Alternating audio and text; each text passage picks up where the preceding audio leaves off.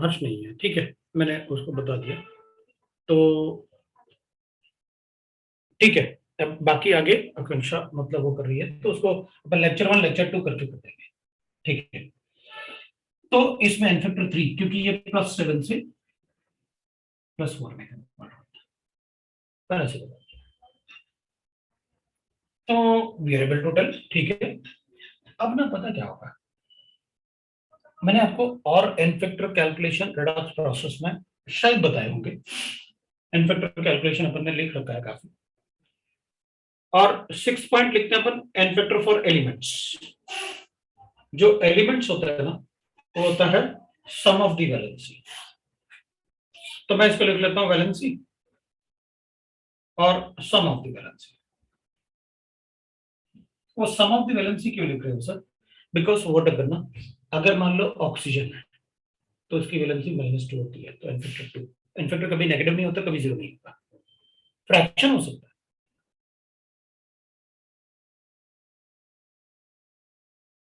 तो O2 लिखूंगा तो 4, अगर O3 लिखूंगा तो 6, नाइट्रोजन लिखूंगा तो 3, N2 लिखूंगा तो 6, Cl लिखूंगा तो 1 और Cl2 लिखूंगा तो 2। तो बड़ा अच्छा है, तो बता दूंगा लाइक दैट वी आर। अब वैसे तो अपन एन फैक्टर कैलकुलेशन काफी कुछ इन जब अपन ने रिडक्स प्रोसेस पढ़ा था ना, रिडक्शन ऑक्सीडेशन का बैलेंसिंग, तब मैंने आपको बताया था वो disproportionation reaction, how we are going to balance, मतलब N factor that molar ratio is reverse of N factor ratio, वो सारा पार्ट अपन ने पढ़ा। आप उसको यूज भी कर सकते हैं, बट अपन कुछ एन फैक्टर एक बार थोड़ा सा लिख लेते हैं अपन कि जैसे अपन, मैं एग्जांपल ले रहा हूं बस, कि कुछ एग्जांपल अपन ले लेते हैं। जैसे मेरे पास गिवन है C2O4 2 नेगेटिव है, और ये कन्वर्ट होता है CO2 में, इसका एन फैक्टर कैलकुलेट करना है। तो अपन ने कहा था कि पहले आप क्या करो, अपन ने वर्ड में लिखा हुआ है, जो अपन यहाँ करने वाले हैं वो वर्ड में लिखा हुआ है, अपन ने नोट्स में अपने हैं। अपन पहले इनके सेंट्रल एटम के ऑक्सीडेशन स्टेट कैलकुलेट करेंगे। ये +3 होता है, ये +4 होता है, और कोई फर्क नहीं पड़ता यहां क्या लिखा हुआ है, यहां क्या लिखा हुआ है, हमें तो पहले लिखना है difference in this. N can be fraction लिखा है मैंने, एन कैन बी फ्रैक्शन। तो अपन को लिखना है इनमें डिफरेंस, तो डिफरेंस होगा पर एटम है, तो 4 - 3 पर लेता हूं डिफरेंस, 4 - 3 में डिफरेंस लिख लूंगा, and multiply with the number of atom present in the molecule for which number of central atom, multiply by number of central atom present in the molecule for which n factor is calculated. Multiply by the number of atom present in the molecule for which n factor is calculated. ये इसका n factor, तो words में अपन लिख सकते हैं n factor क्या, n factor is equal to difference in oxidation state, difference in oxidation state of central atom multiply by number of atoms central atom present in molecule for which n factor is calculated. ये कोई formula नहीं है, आपने बनाया है। कोई central atom carbon है, बताया तो था, सेंट्रल एटम मतलब लीस्ट ट्रस्टेबल एटम, ऑक्सीजन थोड़ी सेंट्रल एटम होगा। और जनरली अपन कहते हैं कि भाई सेंट्रल एटम अपन ऐसे भी पहचान लेते हैं कि जो ज्यादा इलेक्ट्रोपॉजिटिव होता है वो जनरली सेंट्रल एटम होता है। लेकिन मतलब सेंट्रल एटम का पूरा डेफिनेशन मैंने आपको बताया, ट्रस्टेबल सीरीज अपन बहुत कुछ पढ़ा हुआ है। तो अपन कहेंगे अच्छा बताओ ऐसे लिखेंगे तो क्या होगा, अपन ने कहा मेरे पास गिवन है MnO कन्वर्ट्स इनटू Mn3O4, इसका एन फैक्टर बताओ। तो अपन कहेंगे देख भाई ये +2 है ऑक्सीडेशन स्टेट, और ये +8/3। अब इनमें डिफरेंस ये बड़ा है उससे, तो मैं डिफरेंस तो भाई ऐसे लिखूंगा, -3 -2, और ये तो 1 ही है, तो 1 से मल्टीप्लाई करने की क्या जरूरत है बताओ। n factor of this is 2/3.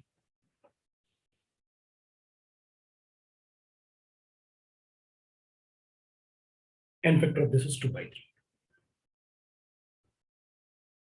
अब ऐसे अपन और भी n फैक्टर कैलकुलेट कर सकते हैं, कोई प्रॉब्लम नहीं है अपन को। मैं ये वाला पार्ट हटा देता हूँ, ऊपर वाले पार्ट को,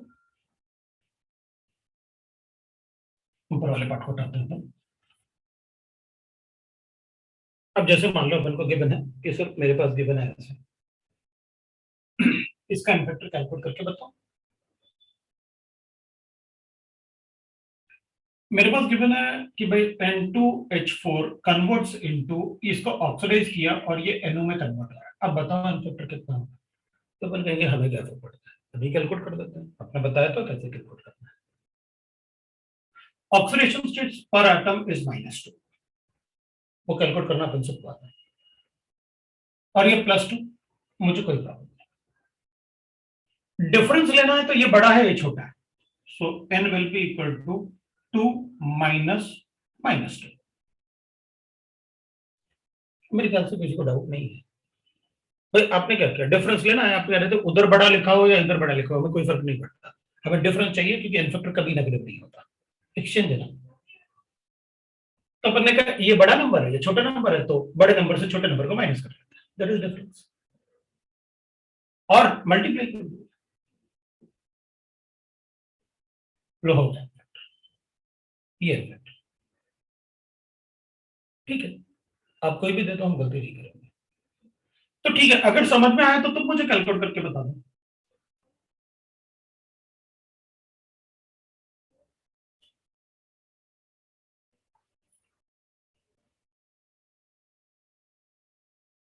तुम मुझे कैलकुलेट करके बता दो अगर आप गलती नहीं कर सकते।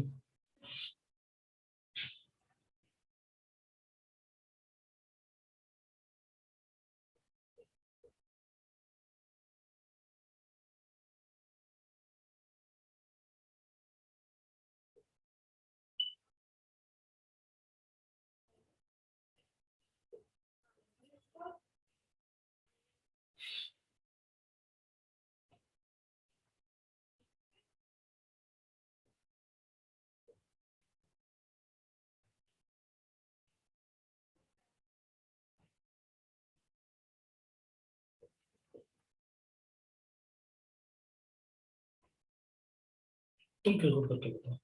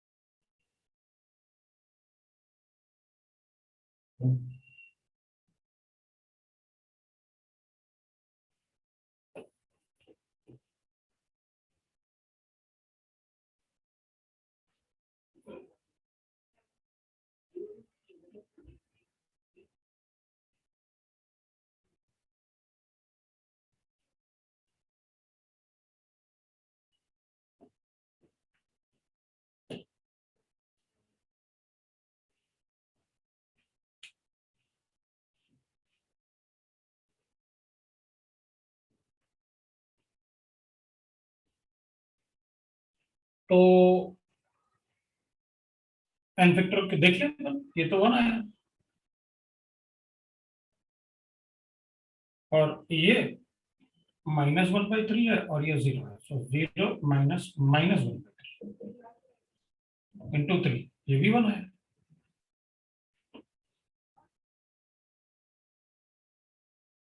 भाई इसमें पर एटम ऑक्सीडेशन स्टेट 1/3 है ना,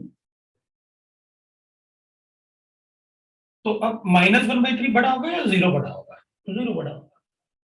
तो मैंने 0 माइनस माइनस 1/3 किया और फिर उसके बाद मल्टीप्लाई कर दिया। आपने यही तो कहा है डिफरेंस इन ऑक्सीडेशन स्टेट, और आपने कहा था कि बड़े नंबर को उससे छोटे नंबर को माइनस कर देना।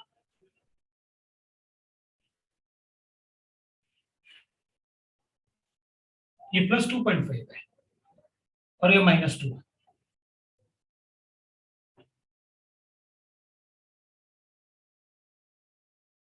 डी को कैसे किया? ये +2 है, +2.5, 2.5 -2 मल्टीप्लाई बाय 2 हो गया। किसी को डाउट है तो बोलो। भाई ऑक्सीडेशन स्टेट पर एटम चाहिए था ना ऑक्सीजन एटम।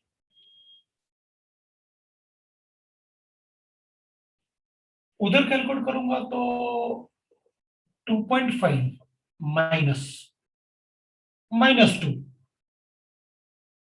और फिर मल्टीप्लाई बाय 4। ये है भाई, देख लो आप। अगर कोई डाउट है तो बता दो कि मतलब आपने यहाँ कुछ गड़बड़ किया। मैंने जो कहा वो किया।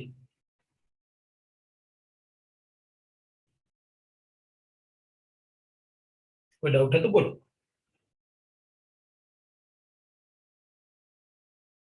इसमें ये +5 था और ये भी +5 है, इसका मतलब इसमें कोई चेंज नहीं आ रहा। ये -2 है और ये +6 है, सल्फर में चेंज आ रहा है।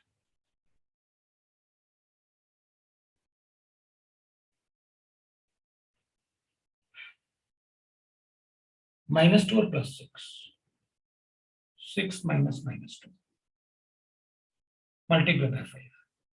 दैट इज भाई आप बस जो मैंने बताया उसको फॉलो करना है तुमको। ये मैंने पहले भी बताया आपको, ये एग्जांपल पहले भी बताया मैंने आपको। अब देखना, जब अपन ने इनफेक्टर पढ़ा है in balancing of redox reaction, वहां पर ने पढ़ा ना बैलेंसिंग ऑफ रेडॉक्स रिएक्शन में मैंने आपको पढ़ाया है इनफेक्टर, और बैलेंसिंग अपन ने सीखा है इनफेक्टर से। N factor ratio is reverse of molar ratio. तो अपन कहेंगे सर एक बात बताओ, हम ये पढ़े क्यों, ये तो बताओ भाई। अच्छी बात है, हमें मजा आया, इनफेक्टर सीख गए हम। अब इसका फायदा तो बताओ क्या है, हम करें क्या इस इनफेक्टर का? पढ़ लिया, अच्छी बात है।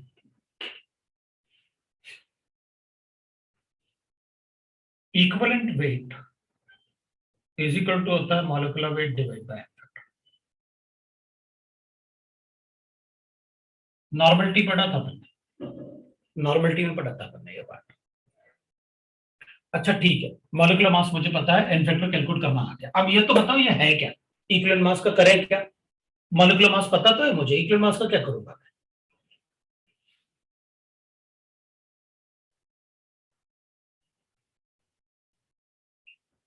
is the mass of substance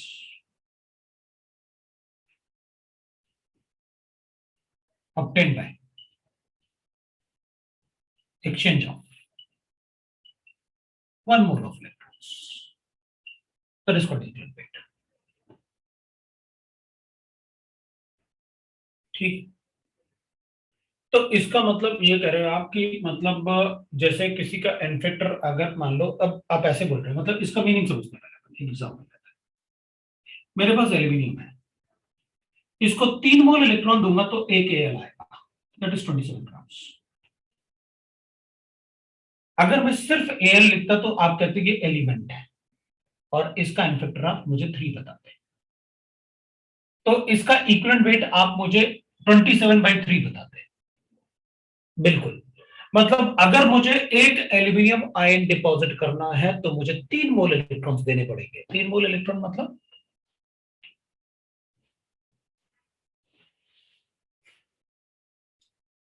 charge of 1 mole of electron. 1 electron क्या होता है?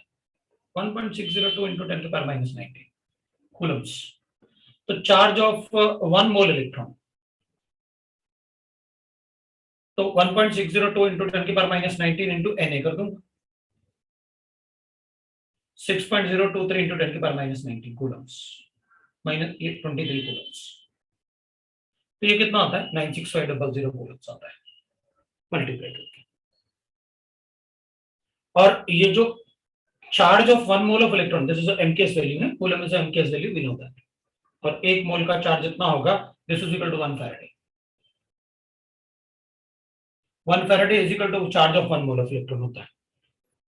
मतलब अगर मुझे 1 mole aluminium 27 gram aluminium deposit करना है तो मुझे 3 फैराडे चार्ज देना पड़ेगा।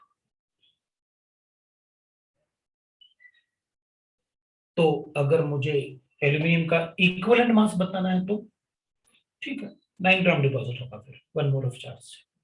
हाँ, तो वो तो मोल से भी कर सकता हूँ सर मैं, आप इक्विवेलेंट ही क्यों बता रहे हैं? भाई इक्विवेलेंट वेट होता है the mass of substance obtained by exchange of 1 mole of electron. इसका मॉलिक्यूलर मास कैलकुलेट कर लो, इसका एन फैक्टर कितना है अपने पास? 4 into 2 8। मतलब 8 मोल इलेक्ट्रॉन एक्सचेंज करने से 32 ग्राम डिपॉजिट होगा। तो इक्विवेलेंट वेट कितना होगा इसका? तो बताएंगे अपन की, बताओ कन्वर्ट किसमें हुआ इसमें? तो इसमें 8 से डिवाइड करना पड़ेगा। 1 मोल इलेक्ट्रॉन से 32/8 मतलब 4 ग्राम डिपॉजिट होगा बस।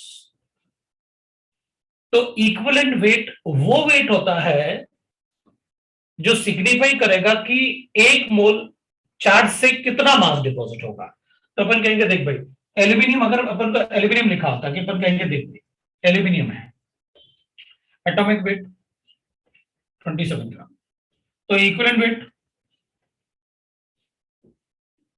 अब तो डेफिनेशन देखना पड़ेगा कि भाई इसका एन फैक्टर कितना है, क्योंकि इक्विवेलेंट वेट का मतलब है कि दैट इज एटॉमिक वेट। अगर एटम है तो एटॉमिक वेट, मॉलिक्यूलर होता है तो मॉलिक्यूलर वेट होता है, डिवाइड बाय एन फैक्टर। तो equivalent weight is equal to atomic weight divide by n factor. N factor कितना है इसका? 3। मतलब एल्यूमिनियम का अगर सोल्यूशन बनाऊंगा इलेक्ट्रोलाइसिस में तो 3 मोल इलेक्ट्रॉन से 27 ग्राम डिपॉजिट होगा, तो 1 मोल इलेक्ट्रॉन से कितना डिपॉजिट होगा? That is the equivalent weight. Equivalent weight होता है कि 1 मोल इलेक्ट्रॉन से कितना डिपॉजिट होगा। इक्विवेलेंट वेट कभी कांस्टेंट नहीं रहेगा। Why it is so? क्योंकि अभी थोड़ी देर पहले आप लिख रहे थे ना ऐसे, KMnO4 is oxidizing agent.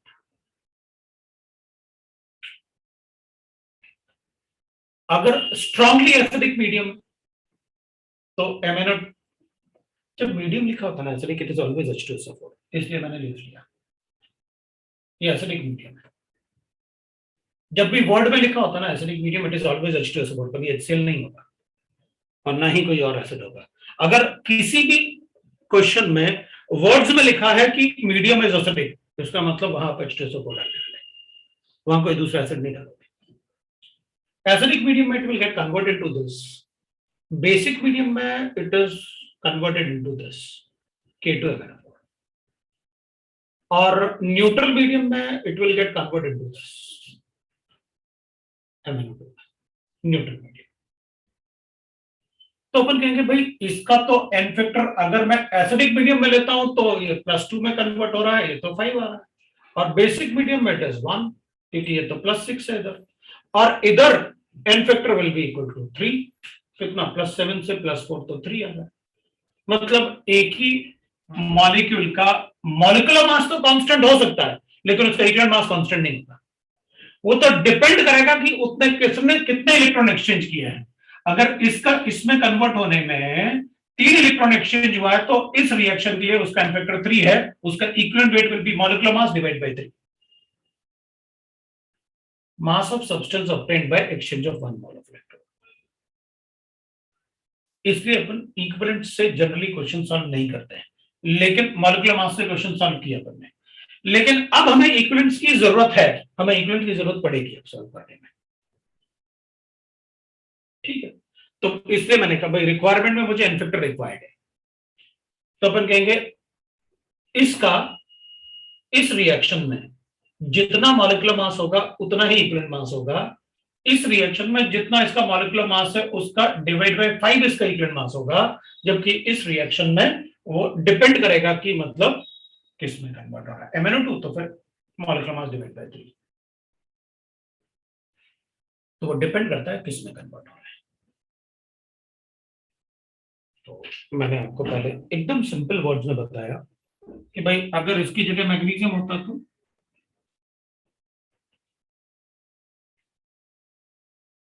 2 mole electron से 24 ग्राम आएगा, तो 1 मोल इलेक्ट्रॉन से 12 ग्राम आएगा, क्योंकि इसका equivalent weight will be equal to 12। अगर सोडियम होता तो हाँ, तो इसका इक्विवेलेंट वेट और एटॉमिक वेट एक जैसा होगा, तो 23 ग्राम ही होगा। 1 मोल इलेक्ट्रॉन एक्सचेंज होगा तो 23 ग्राम आएगा, n फैक्टर 1 है ना। सो इक्विवेलेंट मास होता है the mass of any substance which we are going to produce, the mass of any substance which is going to produce, the mass of any substance obtained by exchange of how many electrons, 1 mole of electron. तो अपन जब ये बनाया मैंने, इससे इसको बनाया, तो कितने मोल्स इलेक्ट्रॉन एक्सचेंज हुए? 3। तो इस रिएक्शन में इसका इक्विवेलेंट मास 158, उसका मॉलिक्यूलर मास डिवाइड बाय 3 होगा।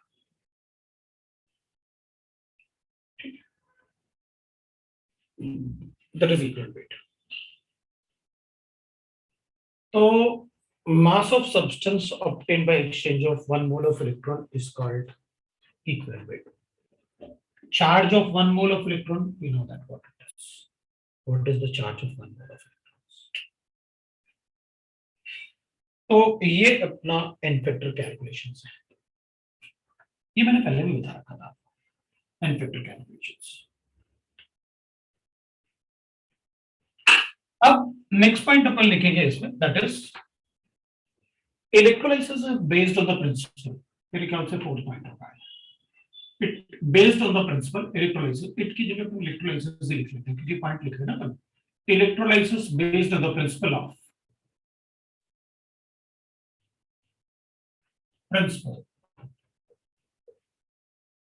number of electron lost at the cathode, number of electron lost at cathode is equal to number of electrons gained at anode. Number of electron exchange हमेशा equal रहेगा, जितने electron आप cathode पे पास करोगे उतने ही electron anode से वापस आएंगे। That is the principle of electrolysis. अगर अपन को ये पता होगा तो फिर इस प्रिंसिपल से कोई क्वेश्चन भी गलत नहीं होगा अपना, इस प्रिंसिपल से फिर कोई क्वेश्चन गलत नहीं हो सकता इलेक्ट्रोलाइसिस का। तो अब मेरे ख्याल से अपन को इलेक्ट्रोलाइसिस शुरू कर लेना चाहिए। तो इलेक्ट्रोलाइसिस अपन शुरू करते हैं, ठीक है ना। अपन इलेक्ट्रोलाइसिस शुरू करते हैं, तो मैं इसको भी हटा देता हूं इलेक्ट्रोलाइसिस में। अब अपन को क्या करना होता है इलेक्ट्रोलाइसिस में पढ़ने के लिए, एक इलेक्ट्रोलाइटिक सेल बना लेते हैं। तो अपन को पता है इलेक्ट्रोलाइटिक सेल जो होगा ना वो ऐसे होगा, एक इलेक्ट्रोलाइटिक सेल बना लेते हैं। ये इलेक्ट्रोलाइटिक सेल है और इसमें एक एनोड होगा, एक कैथोड होगा। तो कौन सा एनोड है कौन सा कैथोड है अपन कहेंगे, हमें क्या पता। आप तो पहले बैटरी लगाओ फिर बताऊं कि कौन सा एनोड है कौन सा कैथोड है। चलो ऐसे लगा देते हैं।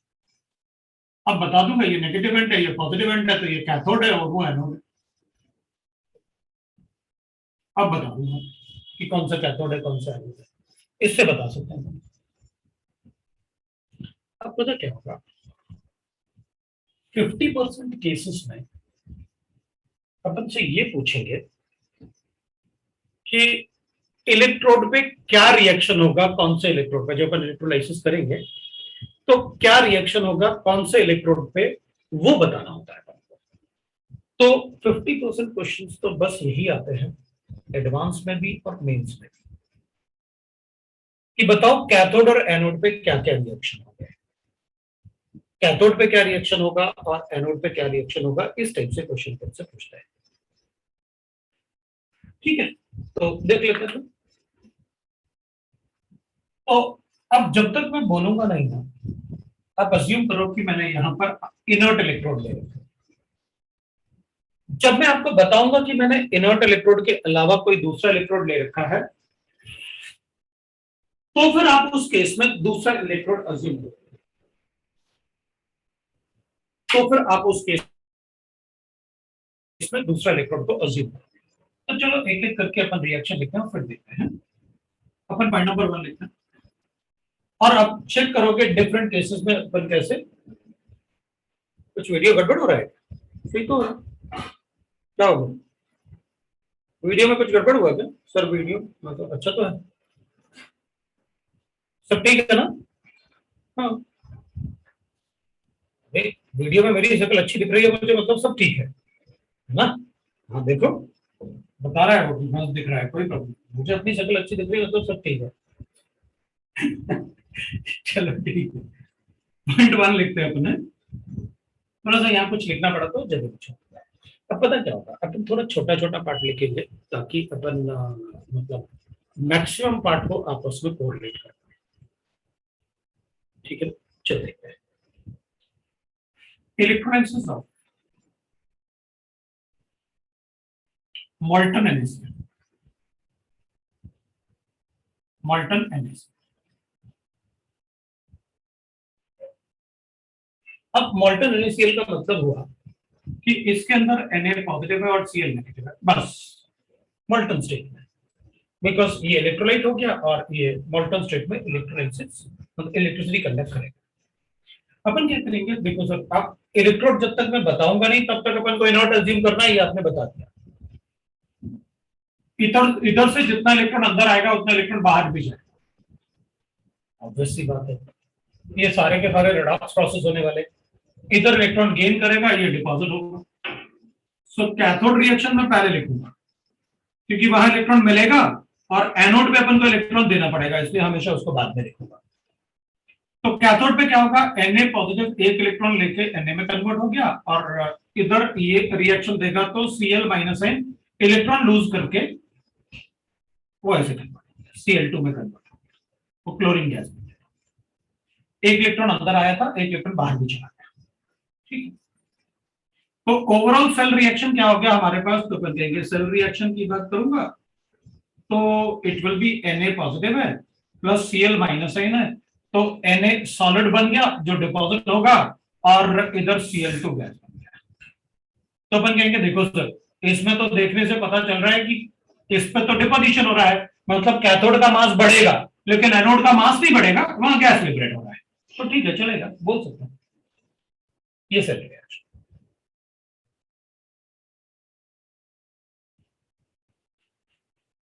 राइट, किसी को डाउट है तो बोलो। कैमरा जूम हो गया क्या?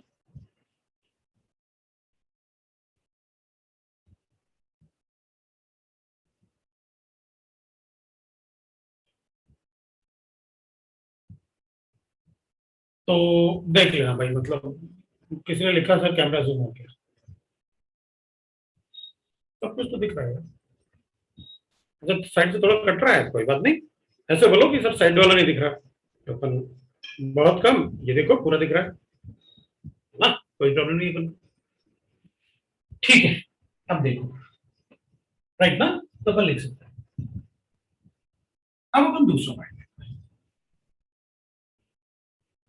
राइट ना। सो नेक्स्ट अपन लिखेंगे इलेक्ट्रोलाइसिस ऑफ, अगर किसी को नहीं दिखेगा, किसी को डाउट होगा तो बता देना भाई। Electrolysis of aqueous energy. अब इसकी बात, इलेक्ट्रोलाइसिस ऑफ एक्वस एनर्जी, तो अपन कहेंगे उसमें क्या है, NaCl तो है, पानी और आगे Cl, पहले Na पॉजिटिव था, Cl माइनस था, पानी और है उसमें, और क्या। तो अपन कहेंगे ठीक है, कैथोड रिएक्शन देखते हैं। अब अगर अपन कैथोड रिएक्शन देखेंगे ना, तो अच्छा बताओ, सोडियम की इलेक्ट्रॉन लेने की टेंडेंसी ज्यादा होती है, पानी की इलेक्ट्रॉन लेने की टेंडेंसी ज्यादा होती है? दोनों में से किसकी इलेक्ट्रॉन लेने की टेंडेंसी ज्यादा होती है? बोलो, पता है किसकी ज्यादा होती है? तो अपन कहेंगे सर देखो, आपने ऐसे पढ़ा रखा है मुझे, एस आर टी मतलब टेंडेंसी टू गेन इलेक्ट्रॉन,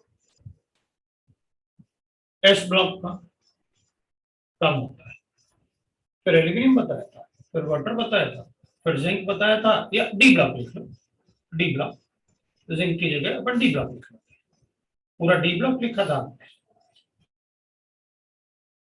और उसके बाद आपने हाइड्रोजन लिखा था, फिर आपने कॉस्टली मेटल लिखा, ऐसे लिखा था इलेक्ट्रॉन गेन करने की टेंडेंसी। अगर आपको याद होगा तो एस आर पी पढ़ा हुआ है, किसकी इलेक्ट्रॉन गेन करने की टेंडेंसी ज्यादा होती है। तो अपन कहेंगे देख भाई, वाटर की इलेक्ट्रॉन गेन करने की टेंडेंसी इस ब्लॉक वालों से तो ज्यादा ही होती है।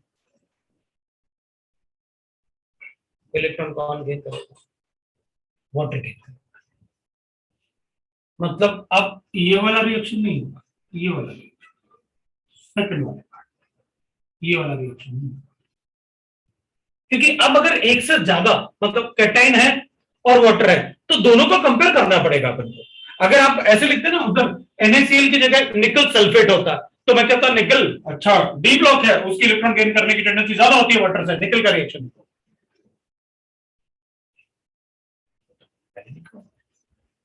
किसकी इलेक्ट्रॉन गेन करने की टेंडेंसी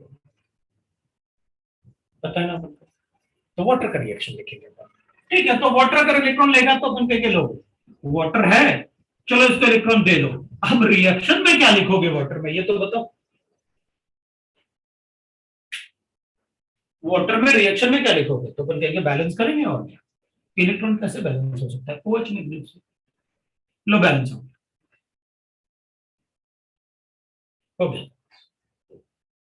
मतलब इधर अब हाइड्रोजन लिबरेट होने वाला है, सोडियम का कुछ भी नहीं होगा, सोडियम वैसे ही पानी में पड़ा रहेगा, और पानी में एक्स्ट्रा OH बन जाएगा, एक्स्ट्रा OH बनेगा तो पीएच मतलब अब बेसिक हो गया सोल्यूशन, पीएच बढ़ जाएगा, मतलब जो पहले पीएच रहा होगा उससे बढ़ना शुरू हो जाएगा, OH बन रहा ना सोल्यूशन। अब वो वाला पार्ट तो अपन बाद में, मैंने आपसे कहा पहले अपन रिएक्शन पे फोकस करते हैं, फिर एक एक पॉइंट का एप्लीकेशन, आप क्वेश्चन कैसे बनाओगे इन पे वो अपन पढ़ेंगे। तो ठीक है, ये कैथोड रिएक्शन है। अब एनोड में बताओ, तो अपन कहेंगे एनोड में तो Cl माइनस होता है, क्योंकि वो तो अपन एसओपी वैल्यूज में लिखा हुआ है, तो लिख देते हैं एनोड रिएक्शन। Cl माइनस जो है वो कन्वर्ट हो जाएगा हाफ Cl2 में प्लस इलेक्ट्रॉन में, लो भाई ये रिएक्शन हो गया अपना। तो यहां पर मैं लिखूंगा सेल रिएक्शन H2O प्लस ना, जो सेल रिएक्शन है वो हो गया H2O plus Cl minus will convert into half Cl2 plus OH minus ion plus half H2। लो भाई ये आया अपने पास हाफ H2, ये रिएक्शन, ये सेल रिएक्शन, ठीक है, ये सेल रिएक्शन हो गया अपना। अब third point electrolysis of,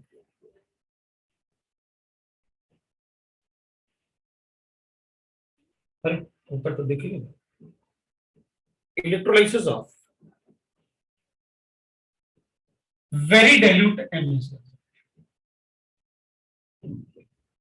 aqueous NaCl, ठीक है, वेरी डाइल्यूट एक्वस NaCl। अब वेरी डाइल्यूट होगा तो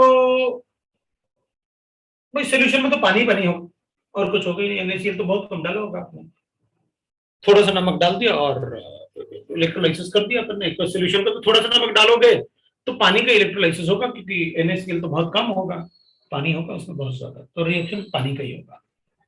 मतलब अगर कभी वेरी डाइल्यूट लिखा हुआ है मतलब पानी के रिएक्शन बताने, कैटाइन और एनाइंस का रिएक्शन नहीं बताना, पानी का ऑक्सीडेशन पानी का रिडक्शन। तो मोल्टन पानी का कोई रोल नहीं, एक्वस पानी का रोल होगा, वेरी डाइल्यूट पानी का ही रोल होगा, ठीक। तो क्या करें फिर, लिखो कैथोड रिएक्शन। कैथोड तो आपने भी बताया था कि वाटर का क्या रिएक्शन है। सो H2O है, एक इलेक्ट्रॉन गेन करेगा, कन्वर्ट होगा OH माइनस आइन प्लस हाफ H2, और अब आप लिखोगे एनोड पे, वहां भी रिएक्शन करना है पानी का, तो H2O है, अब इलेक्ट्रॉन लूज भी करवाना है वाटर से, तो अपन कहेंगे देखो, जब वाटर ने इलेक्ट्रॉन गेन किया तो अपन को पता था कि नेगेटिव चार्ज बैलेंस करना है तो OH तो लिखना ही पड़ेगा। अब इसमें तो इलेक्ट्रॉन उस तरफ होगा, तो क्या इस तरफ OH लिख दूं? नहीं नहीं, अपन कहेंगे उसमें क्या इलेक्ट्रॉन लिखो, अब फिर बताता हूं क्या करना है, H+ आइन लिखो ना, बैलेंस हो गया ना, ये नेगेटिव चार्ज और पॉजिटिव चार्ज, हाइड्रोजन है ना इसमें, तो अपन लिखेंगे ट्वाइस ऑफ लिख दो ऐसे, इसको ट्वाइस कर लो, क्या फर्क पड़ेगा, हाफ और 2 लिख दो, ऊपर वाले रिएक्शन को 2 से मल्टीप्लाई कर लेंगे ताकि number of electron lost in the process will be equal to number of electron gain in the process, क्योंकि they are the redox process ना, एक जगह इलेक्ट्रॉन गेन होगा दूसरी जगह लॉस्ट होगा, यहाँ इलेक्ट्रॉन गेन हो रहा है वहां लॉस्ट होगा, तो लिख देंगे ऊपर वाले को 2 से मल्टीप्लाई कर लेंगे क्योंकि इसमें 2 इलेक्ट्रॉन है तो 2 से मल्टीप्लाई कर देंगे, ठीक है ना, 2 से अपन मल्टीप्लाई कर लेंगे, तो अपन कहेंगे ठीक है, इसमें अब यहां 2 से मल्टीप्लाई करोगे तो ओवरऑल रिएक्शन ये आएगा, देखो तुम, बाकी सब कैंसिल हो जाएगा, पानी का इलेक्ट्रोलिसिस हुआ भाई, H+ आयन और OH नेगेटिव आयन को पानी में एक साथ रख कैसे पाओगे तुम, तो न्यूट्रलाइज होकर पानी बना देंगे, ये 2 से मल्टीप्लाई किया तो 2 वाटर मॉलिक्यूल इधर 3 हो गए वाटर मॉलिक्यूल, और 2 तो कैंसिल करने पड़ेंगे ना, 2 से मल्टीप्लाई करेंगे ना, 2 H+ आयन और 2 OH negative ion in the solution, अपन एक ही सॉल्यूशन में एसिड बेस को एक साथ नहीं रोक सकते न्यूट्रलाइज होने से, तो होंगे ही होंगे, ठीक है, मतलब जब वेरी डाइल्यूट लिखा होगा तो मुझे पानी का रिएक्शन कर देना है, हाँ।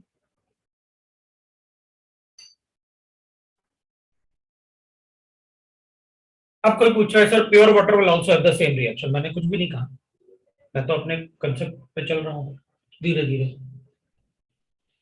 अपन कहेंगे अब electrolysis of NaCl, of aqueous NaCl, तो अपन कहेंगे सर वो तो आप कर चुके हो, अभी तो बताया था एक्वस NaCl, और रिएक्शन भी बताया आपने, कहा था पानी का रोल होगा इसमें, ये तो है, लेकिन अब मैं इलेक्ट्रोड चेंज कर रहा हूँ यूजिंग मर्करी इलेक्ट्रोड्स,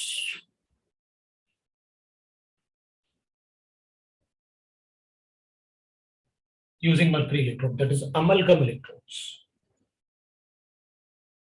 अब पता क्या होता है, मैंने यहाँ इनर्ट इलेक्ट्रोड की जगह अमलगम इलेक्ट्रोड्स ले लिया,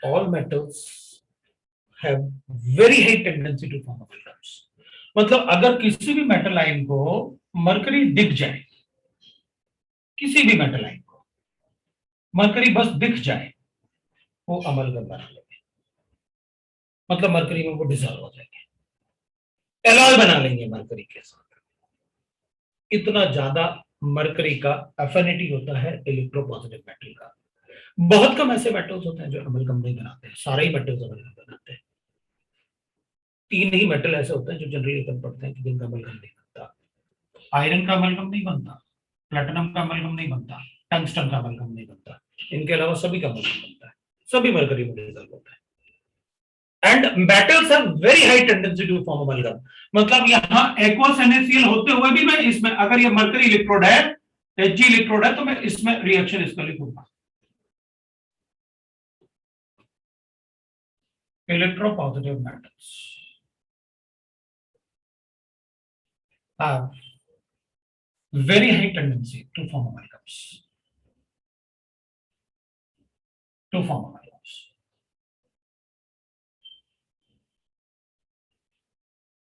अभी कहेंगे सर ये एक्वस NaCl का जो इलेक्ट्रोलाइसिस आप बता रहे हो ना, ये क्लास में पढ़ा हुआ है, क्लास में कब पढ़ा हुआ है?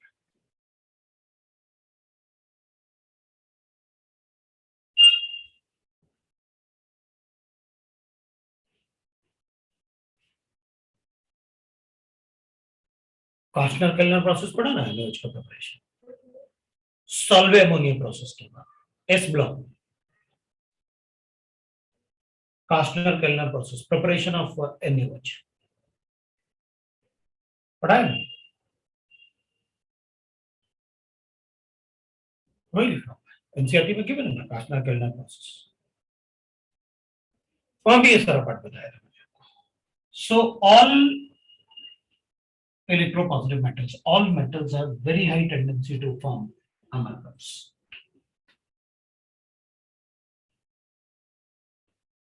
कास्टनर केल्नर प्रोसेस, ये होता है। तो अपन कहेंगे फिर ठीक है, तो कैथोड रिएक्शन लिखते हैं।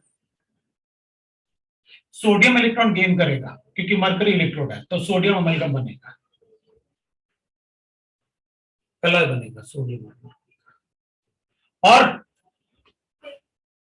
एनोड का रिएक्शन जो होगा भाई, एक्वस सॉल्यूशन में एनोड रिएक्शन क्या होता है, अब उधर थोड़ी मरकरी इलेक्ट्रोड है, तो उधर तो एनायन का रिएक्शन, इलेक्ट्रॉन लॉस्ट होगा, तो इलेक्ट्रॉन लॉस्ट होगा, इलेक्ट्रॉन लॉस्ट करवा देंगे।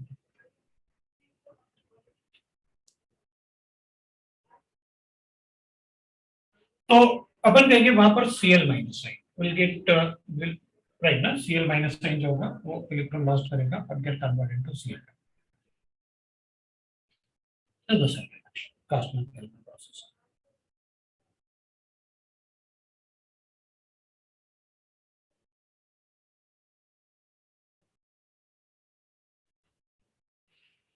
तो ठीक है भाई, लिख देंगे कास्टनर केल्विन प्रोसेस क्या होता है। कास्टनर केल्विन प्रोसेस तो लिख लेते हैं इसको। Na पॉजिटिव है प्लस Cl माइनस साइन है, it gets convert into Na, sodium amalgam बन गया और plus half sodium. Not only sodium, कोई भी मेटल लेते हैं आप, मेटल आयन, और मरकरी इलेक्ट्रोड है तो उसी का रिएक्शन है। देयर इज ओनली 3 मेटल्स जो अमलगम नहीं बनाते, बाकी सभी बनाते हैं।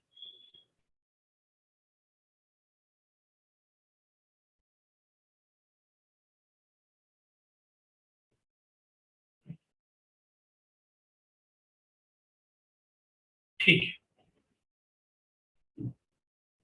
मरकरी।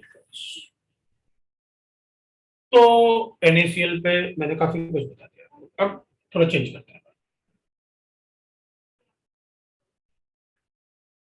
है ना, थोड़ा चेंज करते हैं। इलेक्ट्रोलाइसिस ऑफ वाटर लिखता हूँ, इलेक्ट्रोलाइसिस ऑफ वाटर,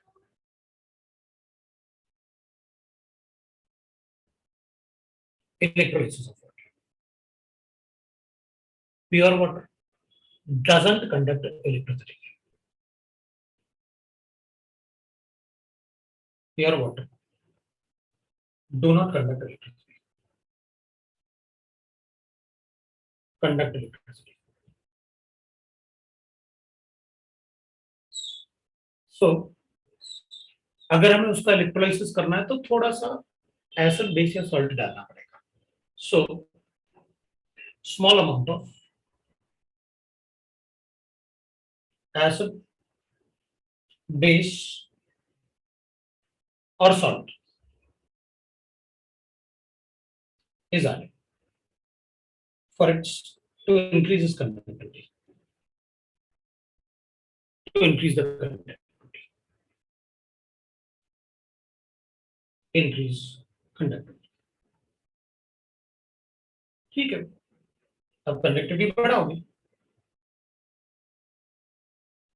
तो एसिड H2SO4, अगर वर्ड्स में लिखा होता है तो it is always H2SO4, base NaOH डाल दो, KOH डाल दो, सॉल्ट, ये सॉल्ट ही तो डाला, जो ऊपर लिखा है वेरी डाइल्यूट वो वही तो था, ये आपने सॉल्ट ही तो डाला और क्या किया, वाटर का इलेक्ट्रोलाइसिस तो लिखा बाय एडिंग दैट NaCl, ये आपने वही तो किया सॉल्ट ऐड करके। ठीक है, तो इसमें अपन इलेक्ट्रोलाइसिस लिख देते हैं। अब सॉल्ट है तो ऑब्वियसली बात है, अपन को पता था Na पॉजिटिव और Cl नेगेटिव है, तो वाटर का रिएक्शन लिख देते हैं।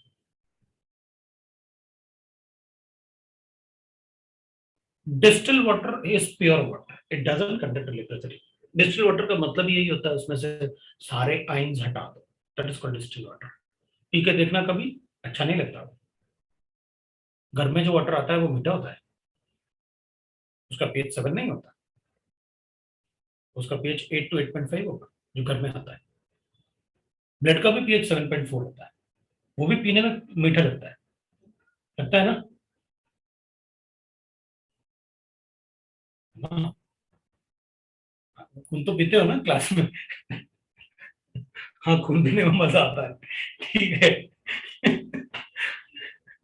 नहीं, डिस्टिल वाटर पी सकते हैं, डिस्टिल वाटर कोई प्रॉब्लम नहीं है उसमें, but there is no ions ना, तो वो एब्जॉर्प्शन भी उसका कम हो जाएगा क्योंकि कॉम्प्लेक्स फॉर्मेशन नहीं होगा बॉडी में, तो एब्जॉर्प्शन भी कम होगा, लेकिन हाँ थोड़ा बहुत तो अपन काम हो ही जाएगा ना, हाइड्रोजन बॉन्डिंग तो बनाएगा ना, राइट ना, उतना तो काम कर ही देगा ना।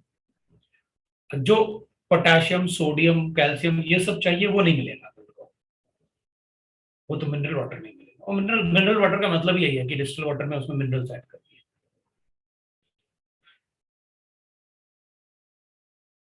है ना। इन्वर्टर में तो बैटरी एसिड डालते हैं, डिस्टिल वाटर डालते हैं ताकि कंडक्टिविटी बढ़े, कंडक्टिविटी बढ़ाने के लिए तो डालते हैं। हाँ, डिस्टिल वाटर पी के देखा ना, क्यों नहीं पीऊंगा, केमिस्ट्री पढ़ते हो तो सारी चीजें नहीं।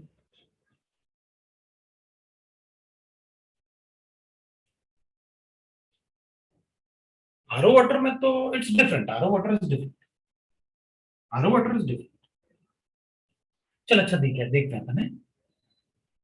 अच्छा, तो ऑफलाइन में अलग पढ़ाता हूँ ऑनलाइन से, अरे ऑफलाइन का तो कुछ ही मत यार, याद मत दिलाओ मुझे, मैं इसलिए बोर्ड पे पढ़ा रहा हूँ क्योंकि मुझे मतलब अब ना, मैं पक गया हूँ इस जिंदगी से, पता।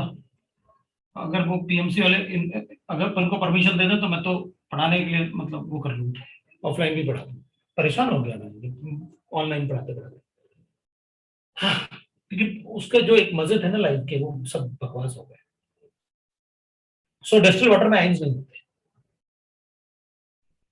ठीक है, कुछ नहीं, क्या है उस डिस्टिल वाटर का मतलब क्या है, पानी को एक तपेली में पानी ले लो, गैस पे रख दो, वेपराइज हो, वेपराइज होकर उसको डिस्टिल कर लो, हो गया डिस्टिल वाटर। भाई अब आइन थोड़ी उड़ जाएंगे उसके साथ, भाई जब अपन किसी पानी को गर्म करेंगे तो उसमें से पानी वेपराइज होगा, आइंस थोड़ी वेपराइज होगा, तो वही रहेंगे, दैट इज डिस्टिल वाटर, घर में बना सकते हैं।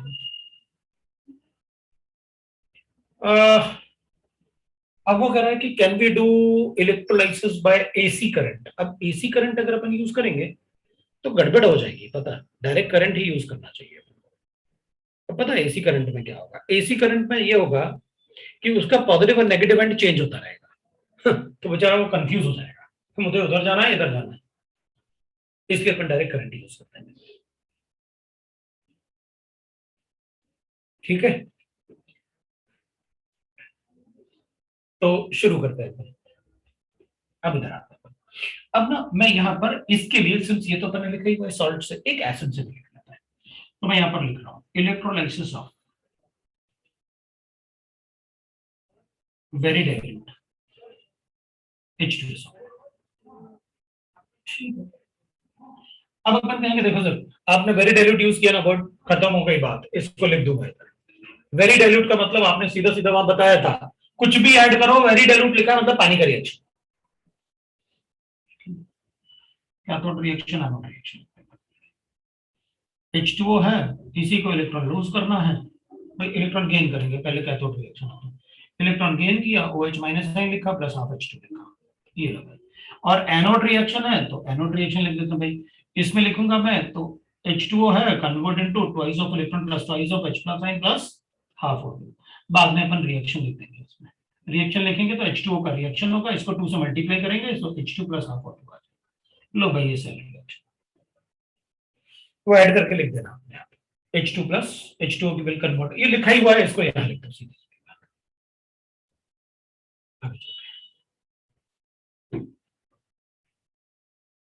ठीक है। आगे अपन पढ़ते हैं sixth point, electrolysis of dilute, electrolysis of aqueous H2SO। तो एक्वस H2SO4 लिखूंगा सर, तो फिर तो अपन ऐसे लिखेंगे ना, एक्वस H2SO4 का मतलब हो गया मुझे वाटर का कंसिडरेशन लेना पड़ेगा, क्योंकि आपने बताया तो भाई एक्वस लिखा है मतलब वाटर का कंसिडरेशन लेना पड़ेगा, तो अपन क्या करेंगे, अपन कहेंगे अब इसकी जगह क्या है, एक्वस H2SO4 का मतलब है ऐसे होगा,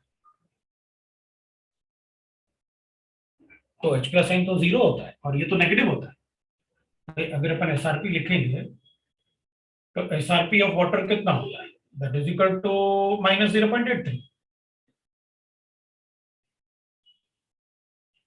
बस इतना ही लिखते हैं अपन, उसको वाटर लिखा था मैंने इसलिए ए लिख दिया, उसको बी मतलब वो लिखना चाहता था लेकिन पॉइंट ही अलग लिख सकता था, इसमें ए हटा देते थे। इसका एसओपी एसआरपी वैल्यू अपन को पता है क्या होता है, और H प्लस साइन के लिए वो जीरो होता है, मतलब मुझे कैथोड पे H प्लस साइन का रिएक्शन लिखना है, तो H plus sign will gain electron and get converted into H, और एनोड पे मुझे एसओपी चेक करना पड़ेगा, तो अपन एसओपी चेक करना, एसओपी वाटर का होता है अपन को पता है -1.23, जबकि सल्फेट आयन का होता है -2.05। एसओपी इसका ज्यादा है, इसका ज्यादा है इससे, मतलब वाटर का रिएक्शन होगा एनोड पे। तो सल्फेट का एसओपी अपन ने लिखा हुआ है, एसओपी वैल्यूज लिखे हैं कुछ कुछ अपन ने, वैसे भी अपन को पता था कि ज्यादा ऑक्सीजन होने का मतलब है एसओपी वैल्यू कम होना, अगर किसी में ऑक्सीजन का नंबर ज्यादा है ना तो उसका एसओपी वैल्यू कम होगा। तो अपन कहेंगे यहां पर किसका रिएक्शन लिखेंगे, वाटर का, water will lose electron and get converted into H plus ion. That is the reaction what we have. So ये H plus ion तो cancel हो जाएंगे, इलेक्ट्रॉन भी cancel हो जाएंगे, so H2 will get converted into H2 plus half O2. That is the cell reaction. Electrolysis of aqueous H2SO4. This is the cell reaction. और अपन कहेंगे, अपन से ऐसे देख बाद में अपन एप्लीकेशन पढ़ेंगे, लेकिन देखो एप्लीकेशन में क्या पूछेंगे अपन से, हमने H2SO4 का इलेक्ट्रोलाइसिस किया, बताओ सल्फेट आयन कॉन्सेंट्रेशन का क्या होगा, अपन कहेंगे कांस्टेंट रहेगा, ना तो वो इधर गया और ना ही इधर गया, सल्फेट जितना था उतना ही रहेगा, so it's concentration will remain constant. उस टाइप के एप्लीकेशन अपन पढ़ेंगे, राइट, उस टाइप के एप्लीकेशन पढ़ेंगे, ठीक है। तो अपन कहेंगे अच्छा ठीक है, अब मेरे पास ऐसे सेवेंथ पॉइंट, इलेक्ट्रोलाइसिस ऑफ,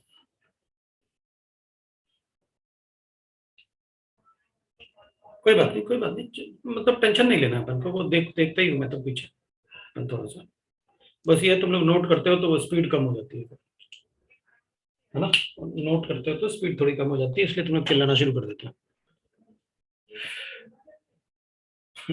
मैं कैसे झेलता हूँ इसको, क्या करूँ कैमरे को, अब लेकिन अच्छा रहता है कैमरे से पढ़ना, पता थोड़ा ठीक है, पता पिछले क्लास में नहीं हुआ ये, क्योंकि मैंने उसको पहले से लगा के रखा था, अब मैं थोड़ा जल्दी लगाया ना, गड़बड़ होगा, कोई बात नहीं मैं पहले से कर लूंगा। इलेक्ट्रोलाइसिस ऑफ, अब एक बार देखो 50% मतलब कॉन्सेंट्रेटेड ही होता है,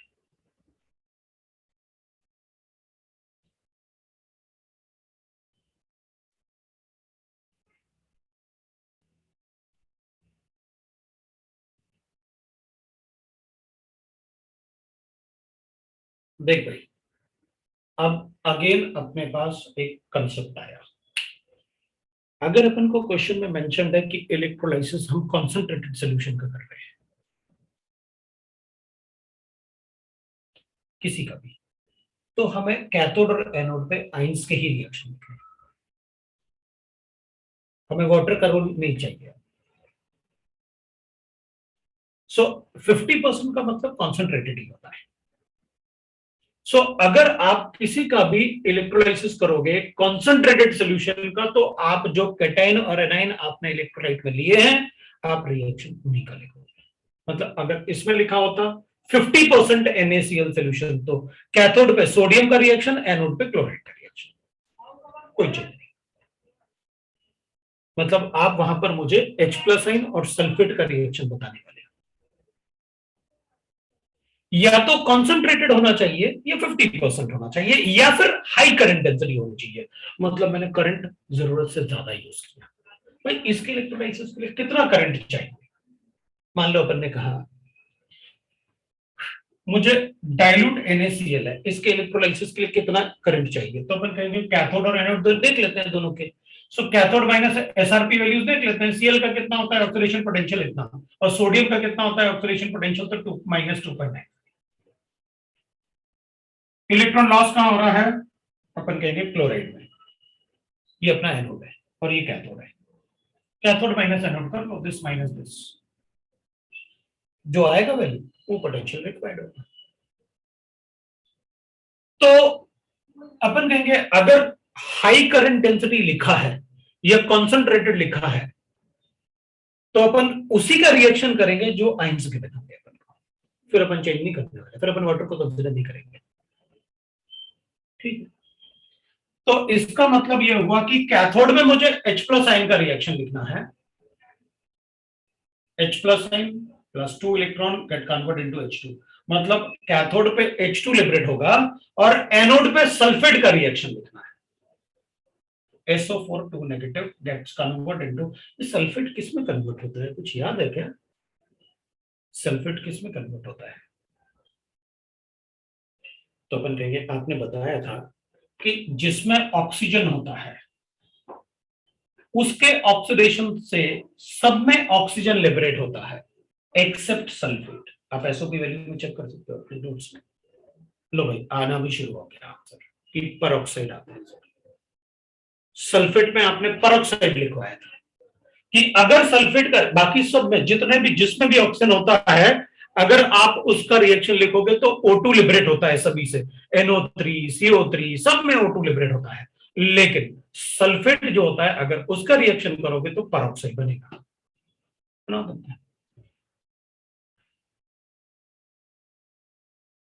ये इसका रिएक्शन है परऑक्साइड पर disulphuric acid H2S2O8, that is पर डाइसल्फ्यूरिक एसिड, मार्शल एसिड बोलते हैं। तो ठीक है, ये रिएक्शन हो गया अपने पास। H2SO4 का जो रिएक्शन होगा इसमें पर लिखेंगे, इलेक्ट्रॉन तो कैंसिल हो जाएंगे, so twice of H plus आइन प्लस ट्वाइस ऑफ सल्फेट आइन, जो रिएक्शन होगा उसमें अपन पर सल्फेट बनाएंगे और H2 बनेगा, that is the cell reaction. ये सेल रिएक्शन। अब मैं पॉइंट अपन को क्या समझ में आ गया, अगर कॉन्सेंट्रेटेड सोल्यूशन या 50% सोल्यूशन है तो आयंस का ही रिएक्शन लिखना है, या फिर हाई करंट डेंसिटी के बिना तो भी सिर्फ आयंस का रिएक्शन लिखना है, पानी भूल जाओ। जब एक्वस इलेक्ट्रोलाइट लिखा होता है तो अपन को फिर चेक करना होता है ऐसा। अब मान लो मेरे पास गिवन है electrolysis of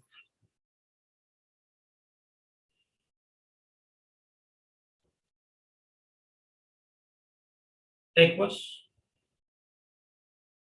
to write that nickel sulfate solution. ठीक, अब आपने निकल सल्फेट ले लिया, इसमें निकल सल्फेट ले लिया तो अपन को एक बात पता है, अगर अब अपन से एक क्वेश्चन आया भाई, पहले अपन क्वेश्चन देख क्या है, ठीक है, अगर मरकरी गिवन है और वेरी डाइल्यूट लिखा है तो पानी का रिएक्शन, भाई वेरी डाइल्यूट लिखा और हमें पानी का रिएक्शन पता है,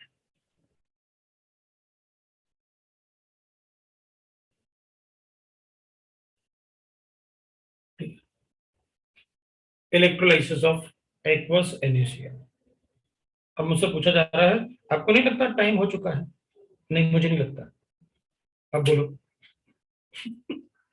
ठीक है, अब ये बताओ किसका टाइम हो गया? क्लास का ही होगा और क्या। अच्छा ठीक है, फिर अपन इस पॉइंट से नेक्स्ट टाइम डिस्कस कर लेंगे, है ना? तो हाँ वो खरा गलत लग रहा है, नहीं ऐसा नहीं, अपन ठीक है, नहीं नहीं जैसे अपनी मर्जी, नहीं अपन रुक जाते हैं, कोई प्रॉब्लम नहीं है इसमें।